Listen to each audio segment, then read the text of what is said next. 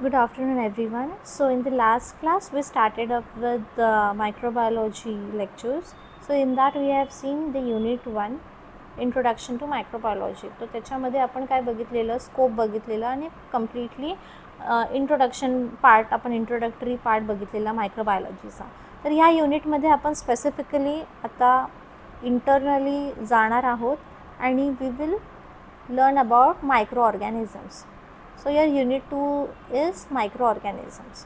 Okay, so basically what is microorganisms? So microorganisms are the living structure of microscopical size, and these are those organisms which cannot be seen with naked eyes and are only visible under microscopes are called microorganisms.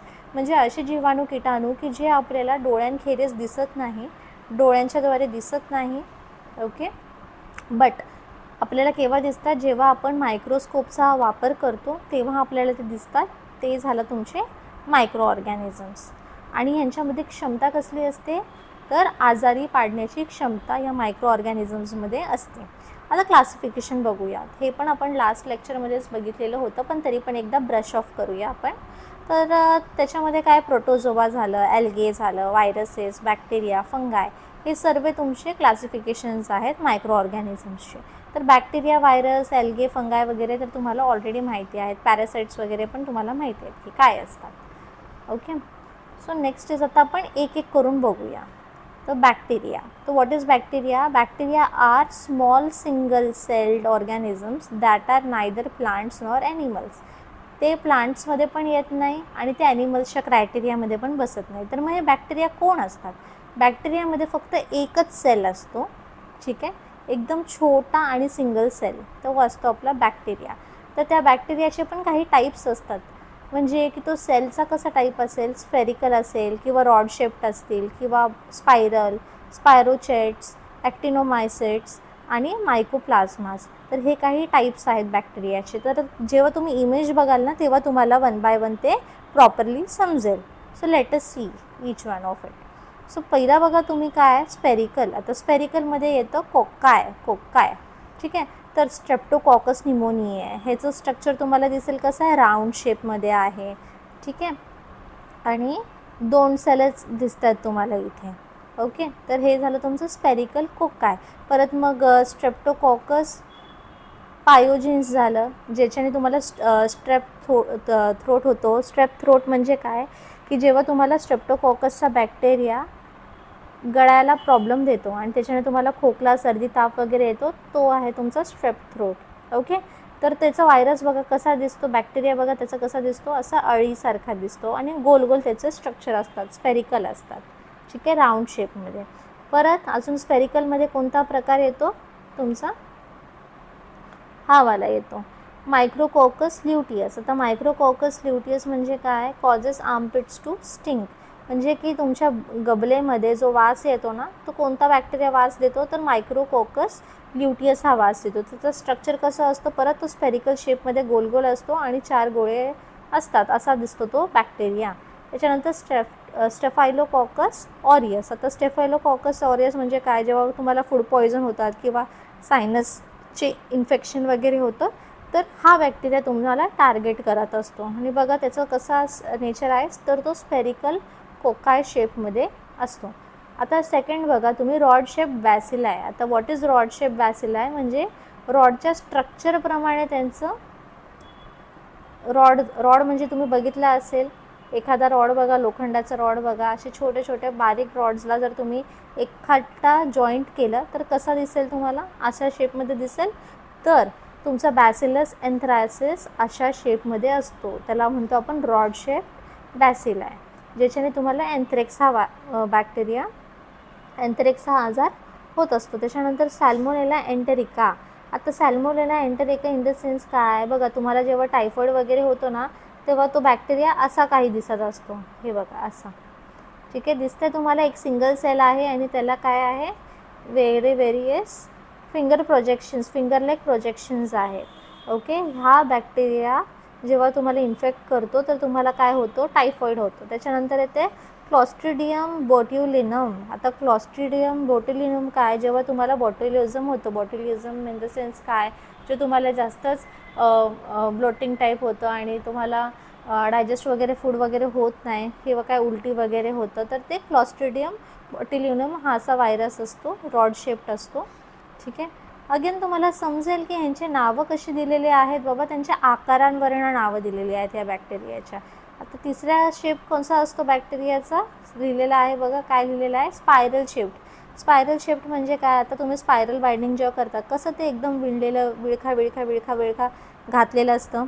ठीक आहे. तर तो झाला तुमचा spiral shape. तर Vibrio cholera, तुमचा कॉलेराचा जो bacteria असतो तो असं स्पायरल शेप्ड असतो. परत हेलिकोबॅक्टर पायलोराय, म्हणजे जेव्हा तुम्हाला स्टमक अल्सर वगैरे काही होतं एखाद्या पेशंटमध्ये बघायला भेटतं की पोटामध्ये अल्सर झालेला आहे, तर हेलिकोबॅक्टेरिया पायलोरायमुळे तो होत असतो. ठीक आहे. तर त्याचा शेप कसा असतो, again it is spiral shaped. Last is your syphilis. Syphilis म्हणजे काय आहे, STD आहे, सेक्शुअली ट्रान्समिटेड डिसीज एक आहे सिफिलिस. तर त्याचा बॅक्टेरिया पण स्पायरल शेपमध्ये असतो.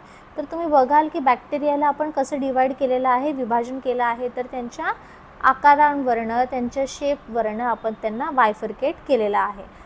कशामध्ये केलं आहे, 3 ह्याच्यात केलेलं आहे, स्पेरिकल, रॉड शेप्ड आणि स्पायरल शेपमध्ये केलं. तर स्पेरिकलवाल्याला आपण कोकाय बोलतो. ठीक आहे. रॉड शेपवाल्याला आपण बॅसिलाय बोलतो आणि स्पायरल शेपला आपण अदर्समध्ये टाकतो. फाईन. हे होतं तुमचं shapes of bacteria. Next is बघा, आता ते जसं तुम्हाला ऑलरेडी सांगितलं, राऊंड शेप जे स्पेरिकल शेप असतो त्याला आपण कॉकस बोलतो, रॉड शेपवाल्याला बॅसिलस बोलतो, चेन जे स्ट्रक्चर असतं त्याला आपण स्ट्रेप्टोकोकाय बोलतो. ठीक आहे. जर 2च असले, फक्त 2च गोळे असले, पेअरमध्ये असलं, त्याला आपण म्हणतो डिप्लोकोकाय. ठीक आहे. डिप्लोकोकाय म्हणजे काय, 2 कोकाय. ठीक आहे, जे एकमेकांना अटॅच आहेत. आणि स्पायरोचेट म्हणजे काय, spiral in nature. Okay. So moving on to next. हे बघा, ह्याचे एक्झाम्पल्स वगैरे मी सगळे तुम्हाला इथेच ह्याच स्लाईडमध्ये दिलेले होते, मी तेव्हाच तुम्हाला सगळं काय एक्सप्लेन केलं आहे. Okay. So moving on to next, let us move forward. आता स्ट्रक्चर बघूया आपण, बॅक्टेरियाचं स्ट्रक्चर काय असतो.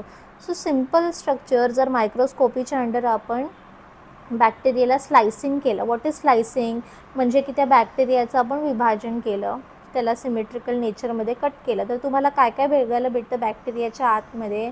पहिले बघा, बाहेरमध्ये काय दिसतं तुम्हाला, फिम्ब्रिया आहे. फिम्ब्रिया इन द सेन्स काय, फिंगर लाईक प्रोजेक्शन्स, ज्याच्याने बॅक्टेरियाला मूव्ह करायची क्षमता होते. ठीक आहे. That is your fimbria. Next is, त्याच्यामध्ये तुम्हाला सायटोप्लाझम, फ्लुइड लाईक स्ट्रक्चर्स बघायला भेटतात. जसं आपल्यामध्ये काय असतं, ब्लड असतं, बरोबर आहे. ठीक आहे. तर तसं सायटोप्लाझम काय करतं, त्या सायटोप्लाझम एक लिक्विड पार्ट असतो, एका बॅक्टेरियामध्ये प्रेझेंट असतो. त्याच्यामध्ये तुम्हाला रायझोझोम्स बघायला भेटतात, न्यूक्लिओइड्स बघायला भेटतात, ज्याच्याने एनर्जी वगैरे भेटते, ज्याच्याने ते काम करतात. जसं nucleus is the brain of bacteria. Inclusion आहे, प्लाझ्माइड्स आहेत, त्याच्यानंतर फ्लॅजेलम आहे, फ्लॅजेलमनी पण मुवमेंटच करतात, फायलसनी पण मुवमेंटच करतात. सेल वॉल असते, कॅप्स्यूल असते. कॅप्स्यूल काय आहे, तर आउटर कवरिंग जे आहे ते कॅप्स्यूल झाले तुमची, आणि प्लाझ्मा मेम्ब्रेन असते. तर हा स्ट्रक्चर बेसिकली आपण ना 12वीमध्ये पण बघितला होता, बट आता हे परत एकदा आपण ब्रशअप करत आहोत. आता bacterial growth curve, very very important. हा तुम्हाला एक्झाममध्ये शुअर शॉर्ट क्वेश्चन असतो मायक्रोबायोलॉजीच्या 5 मार्क्ससाठी. ओके. तर बॅक्टेरियल ग्रोथ कर्व आपण कसा ड्रॉ करतो. सपोज एक्स एक्सिस आणि वाय एक्सिसवरती आपण नंबर ऑफ मायक्रो ऑर्गॅनिझम्स आणि टाईमला प्लॉट केलेला आहे. ठीक आहे. तर काय होणार आहे, जसे तुमचे नंबर्स वाढत जातात मायक्रो ऑर्गॅनिझम्सचे, तसं तसं ते वरती जातील. ठीक आहे. ते वाढत जातील आणि एकदा ते मरून जातील. That is your phase of decline. तर आता ह्या टाईमला आपण ना 4 भागामध्ये डिवाईड करतो बॅक्टेरियल ग्रोथ कर्वला. लॅग फेजमध्ये, लॉग फेजमध्ये, स्टेशनरी फेजमध्ये आणि फेज ऑफ डिक्लाइनमध्ये. ओके. तर आता हे लॅग फेज, लॉग फेज काय आहे हे आपण एक एक करून शिकूया. आता लॅग फेज म्हणजे काय, the bacteria adjust themselves to the new surrounding. म्हणजे की बॅक्टेरिया नुकताच जन्म, म्हणजे एखाद्या ह्युमन बीइंगमध्ये अटॅक झालेला आहे, तर तेव्हा तो कसा असेल, पहिले स्वतःला ॲडजस्ट करून घेणार. तर कुठे तो ॲडजस्ट करून घेणार स्वतःला, त्या पेशंटच्या शरीरामध्ये, त्या होस्टच्या शरीरामध्ये ॲडजस्ट करणार. त्याला आपण लॅग फेज म्हणतो. ठीक आहे. त्याच्यानंतर लॉग फेज. आता लॉग फेज म्हणजे काय, जसं तुम्ही अल्गोरिदम करता, तर त्याच्यामध्ये कसं लॉग करता तुम्ही, म्हणजे की काय, मल्टिप्लाय करतात, वाढवत जातात, ॲड करत जातात. तर लॉग फेज म्हणजे काय, जेव्हा हे बॅक्टेरिया रॅपिडली मल्टिप्लाय व्हायला लागतात. म्हणजे पहिले तो 1 होता, अभी ते 1 के हो गए 2, 2 के हो गए 4, 4चे झाले 8, 8चे झाले 16, 16चे झाले 32. ठीक आहे. ह्या सर्वांना जेव्हा एक्सपोनेन्शियल रेटने ते वाढत जातं त्याला आपण म्हणतो लॉग फेज म्हणतो. ओके. Stationary phase. आता स्टेशनरी फेज म्हणजे काय, हा तुमचा तिसरा फेज असतो. याच्यामध्ये जी ग्रोथ असते ना बॅक्टेरियाची, म्हणजे आता ते जसे वाढत चाललेले, मोठे झाले आणि खूप प्रमाणात झाले त्या एखाद्या ह्युमन बीइंगच्या शरीरामध्ये, पण एक टाईम असा येणार जेव्हा त्यांची ग्रोथ होणं खुंटेल. ठीक आहे. आणि त्या खुंटलेल्या ग्रोथला आपण म्हणतो काय, स्टेशनरी फेज करून आपण म्हणतो. ठीक आहे. Next is a death or decline phase. Last stage असते ही तुमची. ठीक आहे. तुमची म्हणजे कोणाची, मायक्रो ऑर्गॅनिझम्सची. फाईन. तर ह्याच्यामध्ये काय होतं, त्यांना जर अनफेवरेबल कंडिशन्समध्ये आपण टाकलं, ज्याच्यामध्ये त्यांना प्रॉपर न्यूट्रिशन भेटत नाही आहे, मॉइश्चर भेटत नाही आहे, त्यांना ग्रो होण्याचा काही चान्सेस आपण उरू देत नाही आहे, तर अशा केसमध्ये काय होणार आहे, किंवा सपोज आपण पेशंटला मेडिसिन्स देऊन टाकले, तर मेडिसिन्स काय करतील, अँटीबायोटिक्स काय करतील, त्या बॅक्टेरियाला काय किल करतील. ओके. आणि किल केल्यामुळे काय होणार आहे, त्यांची ग्रोथ वाढणार आहे की कमी होणार आहे, तर त्यांचे जे नंबर ऑफ काउंट पण कमी होणार आहे, त्यांची क्वालिटी पण कमी होणार आहे, त्यांची कॅपॅसिटी जी स्ट्रेंथ आहे एखाद्या पर्सनमध्ये आजारपण आणण्याची तीसुद्धा कमी होणार आहे. Okay. And the amount of death surpasses the amount of bacterial growth. आणि जसं ते काम करणार मेडिसिन, जसं आपण अनफेवरेबल क्लायमेटिक कंडिशन्स त्या बॅक्टेरियासाठी क्रिएट करणार बॉडीमध्ये, तर तेव्हा त्या बॅक्टेरियाची जी ग्रोथ आहे ती नष्ट होणार आहे किंवा कम होणार आहे आणि हळूहळू ते मरतील. ओके. तर परत आपण त्या ग्राफवरती येऊया, जो ग्राफ आपण बघितला. तर आता लॅग फेजमध्ये बघा काय, पहिले बॅक्टेरिया वॉज ॲडजस्टिंग म्हणून एकदम फ्लॅट लाईन आली. ठीक आहे. लॉग फेजमध्ये ते वाढत गेले म्हणून आपण एक वरती आकारात स्ट्रेट लाईनमध्ये काढलं आपण. ठीक आहे. टोटल काउंट त्यांचा मग वाढत गेला. स्टेशनरी फेजमध्ये त्यांची जी वाढ आहे ती कुठेतरी खुंटली परत आणि ते वाढण्याचं थांबलं आणि नंतर त्यांचं डिक्लाइन झालं. इन द सेन्स ते मेले किंवा आपण त्यांच्यावरती काहीतरी प्रतिकार केला, आपल्या शरीराने काहीतरी रोग प्रतिकारक शक्ती दाखवली आणि त्याच्यावरती आपण ओव्हरकम केलेले, त्यांना किल केलेलं आहे. Okay. So this was all about your bacterial curve.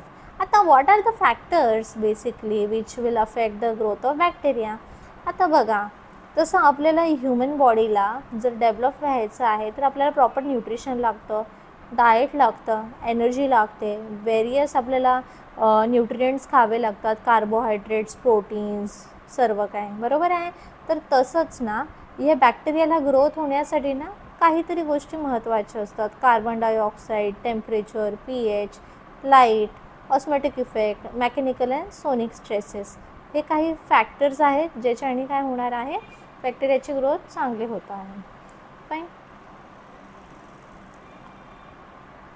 हां. आता अफेक्ट होणे इन द सेन्स काय, की आपण त्याला प्रतिकार करू शकतो. लाईक फॉर एक्झाम्पल, कार्बन डायऑक्साईडचं प्रमाण जर जास्त वाढवलं तर ऑक्सिजनने काय होणार आहे, बॅक्टेरियाची ग्रोथ चांगली होणार आहे. पण जर हेच कार्बन डायऑक्साईडचं प्रमाण आणि क्षमता वाढली तर बॅक्टेरिया किल होईल. त्याच्यानंतर टेम्परेचर, जसं हॉट एअर ओव्हन झालं, तुमचं स्टेरिलायझेशन, डिसइन्फेक्शन, तर त्याच्यामध्ये आपण टेम्परेचर जेव्हा इन्क्रीज करतो ऑटोक्लेव्हमध्ये, तेव्हा बॅक्टेरियल स्पोर्स काय होतात, डिक्रीज होतात किंवा त्यांची क्षमता जी असते ती कमी होते, काउंट पण त्यांचा रिड्यूस होतो. That is a temperature. Again pH, light आणि रेडिएशन थेरपी वगैरे, त्याच्यामध्ये पण बॅक्टेरियाचा जो ग्रोथ आहे ती कमी होते. Okay. So these are the factors which will affect the growth of bacteria. Now this is very important, culture media.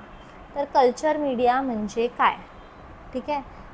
The food material और substances required for growing micro organisms in vitro outside the body is called culture media. Okay.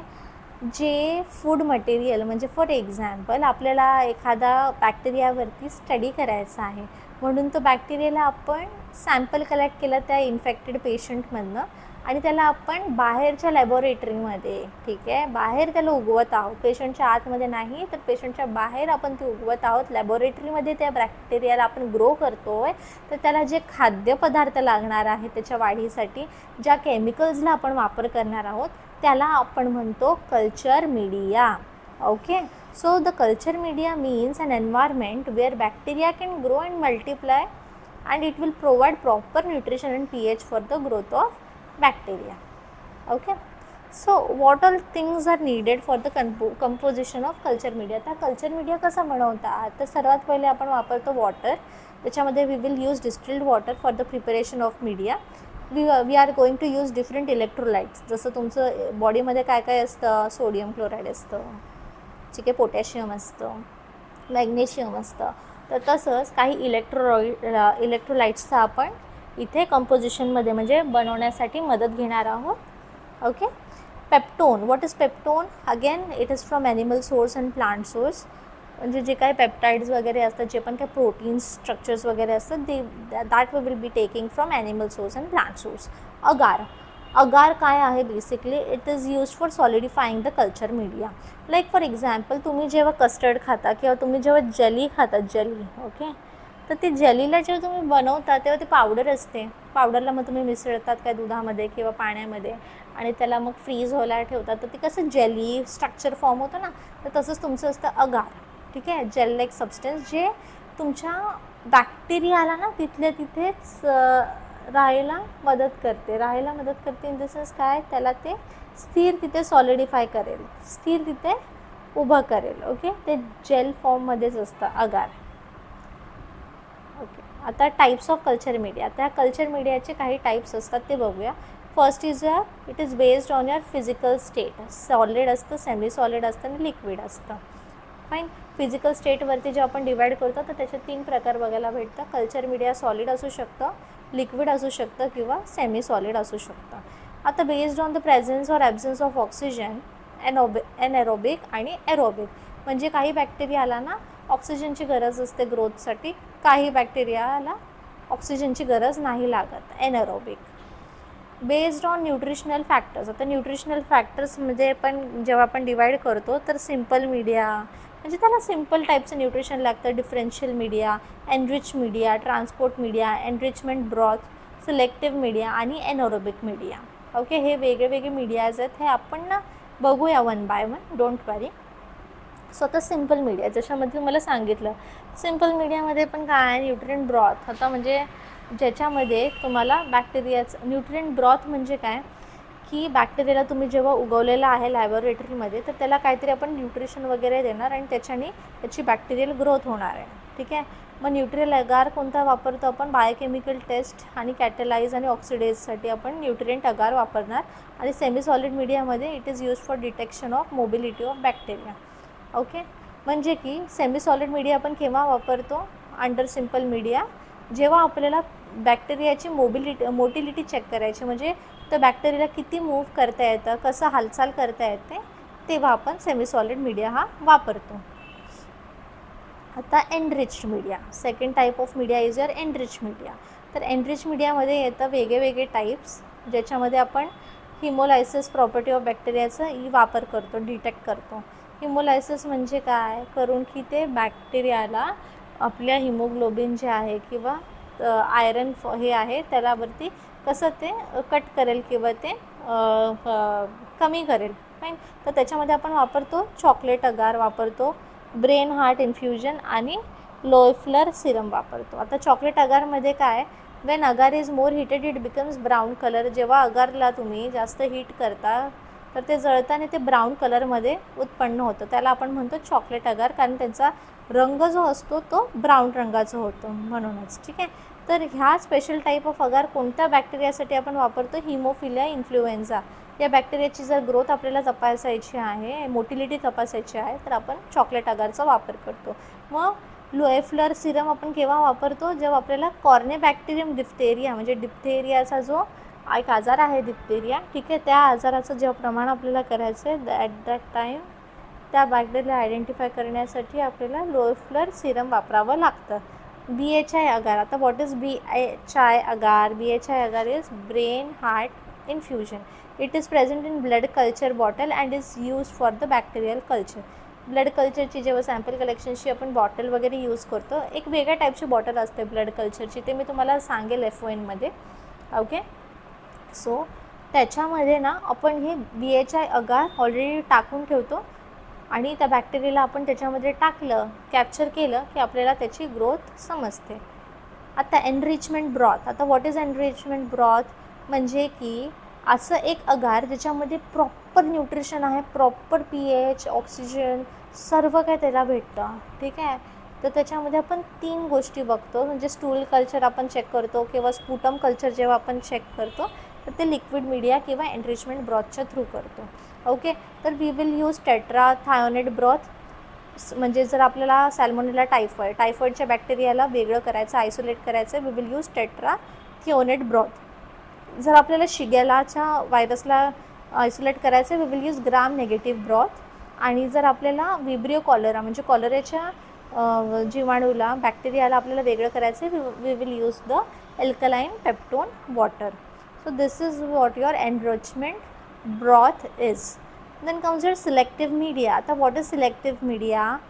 It means that की एक असं certain solid media ज्याच्यामध्ये आपण एक special टाईपची growth बॅक्टेरियाची बघायची किंवा आपल्याला ती कमी करायची. ओके. जसं की त्याच्यामध्ये डिफरंट गोष्टी येतात. किती टाईपचे अगार येतात? 3 अगार येतात. एक येते LG मीडिया, ज्याचा अर्थ आहे लोवेनस्टेन जेन्सेन्स मीडिया. तो हे कशासाठी वापरतो आपण? ट्युबरक्युलोसिसच्या बॅक्टेरियाला वेगळं करण्यासाठी आपण LG मीडिया वापरतो. DCA that is your deoxylate oxycholate citrate agar, हे आपण सॅल्मोनेला आणि शिगेलाच्या ह्याच्यासाठी वापरतो. आणि पोटॅशियम टेल्युराइट अगार आपण केव्हा वापरतो? तर कॉर्नेबॅक्टेरियम डिप्थेरियासाठी वापरतो. ते सिलेक्टिव्ह मीडिया. म्हणजे की फक्त काही स्पेसिफिक गोष्टींवरतीच आपण त्याचं आयसोलेशन करू शकतो, त्या बॅक्टेरियाला आपण वेगळं काढू शकतो. त्या मीडियाजला आपण बोलतो सिलेक्टिव्ह मीडिया. आता डिफरन्शियल मीडिया म्हणजे काय आहे की it is mainly use to differentiate between different bacterial groups. म्हणजे की 2 वेगळे प्रकारचे बॅक्टेरियाचे ग्रुप्स आपण केलेले आहेत आणि त्याच्यामध्ये आपल्याला बघायचं आहे, तर ते झालं तुमचं डिफरन्शियल मीडिया. तर it will not kill the micro organism. म्हणजे की डिफरन्शियल मीडिया जो आहे तो मायक्रो ऑर्गॅनिझम्सला, पॅथोजेन्सला किल नाही करणार आहे, मारणार नाही आहे. फक्त it only indicates if a target organism is present. म्हणजे काय की एखादा ऑर्गॅनिझम प्रेझेंट आहे की ॲबसेंट आहे हे चेक करण्यासाठी आपण डिफरन्शियल मीडिया यूज करतो. And it will also help to lead a visible change when growth of targeted organisms are present. Okay. आपल्याला त्या याच्यामध्ये दिसेल, पेट्री डिशमध्ये दिसेल करून की बाबा whether the bacteria is present or absent. Fine. MacConkey agar again very important. म्हणजे इश्चेरिया कोलाय आणि शिगेला असे ह्याच्यामध्ये आपण मॅककॉन्काय अगार वापरतो. ओके. सो इश्चेरिया काय आहे आपलं? इश्चेरिया कोलाय काय आहे? ई कोलाय बॅक्टेरिया तुम्ही ऐकला असेल, ज्याच्याने तुम्हाला फूड पॉयझनिंग वगैरे होतं. ठीक आहे. तर तेव्हा आपण मॅककॉन्की अगार हे वापरतो. आणि आपण वापरतो क्लेड अगार. ह्याला आपण युरिनचे जे काही इन्फेक्शन्स असतात, युरिनचा बॅक्टेरिया आयडेंटिफाय करण्यासाठी क्लेड अगार हा आपण वापरतो. आता ट्रान्सपोर्ट मीडिया काय आहे? ट्रान्सपोर्ट मीडिया म्हणजे काय की आपण स्पेसिमेन घेतलेला आहे एका लॅबोरेटरीमधनं आणि दुसऱ्या लॅबोरेटरीला आपण शिफ्ट करतो आहे, ते झालं तुमचं ट्रान्सपोर्ट मीडिया झाला. So it will not allow to multiply the micro organism but help the micro organism to remain in viable condition. म्हणजे त्याच्यामध्ये काय एक्झाम्पल्स आहेत? पाईक्स मीडिया आहे, एमिज मीडिया आहे आणि VR मीडिया आहे. ओके. तर या मीडियाजला आपण वी कॅन ट्रान्सपोर्ट. एनॅरोबिक मी तुम्हाला ऑलरेडी सांगितले. एनॅरोबिक मीडिया म्हणजे काय की where oxygen supply is very low आणि त्या कंडिशनमध्ये आपण बॅक्टेरियाला ग्रो करतो, दॅट इज एनॅरोबिक मीडिया. एरोबिकमध्ये काय म्हणजे जिथे ऑक्सिजनचा आपण वापर करतो. ओके. आता कल्चर मेथड्स. आता हे काही कल्चर मेथड्स आहेत. This we will see in the next class. Okay. So till now what we have seen, what all things we have seen? We have studied what is microorganisms, we have seen its classification. आपण bacterial growth curve बघितला, परत shape and sizes बघितले कसले बॅक्टेरियाचे, आणि we have also seen culture media. Okay. So in the next class we will be looking forward for culture methods. Fine. Thank you so much.